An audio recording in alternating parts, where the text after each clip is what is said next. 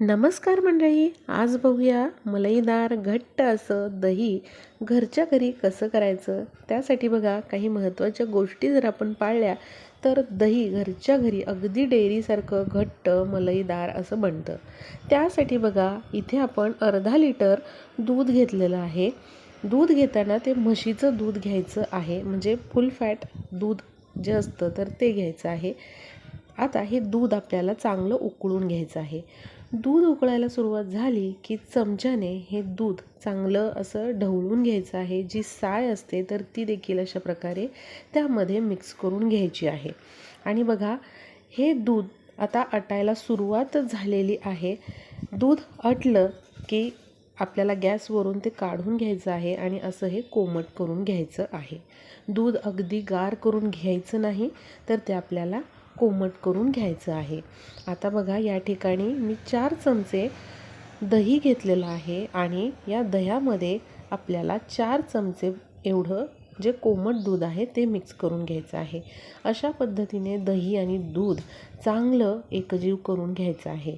आता दही लावण्यासाठी आपल्याला इथे असं पसरट उभं भांडं घ्यायचं आहे.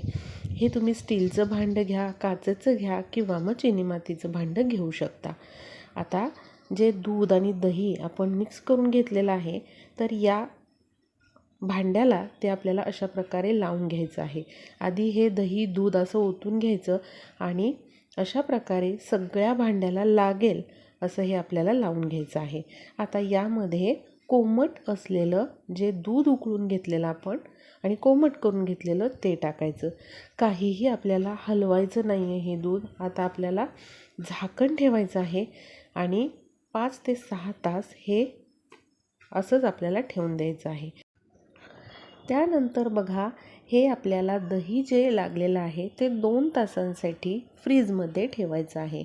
2 तासांनंतर बघा हे दही मस्त असं लागलेलं आहे. किती छान असं घट्टसर दही तयार झालेलं आहे. अगदी मस्त घट्टसर मलईदार हे दही तयार होतं. अगदी डेअरीमध्ये मिळतं तसं हे दही तयार होतं.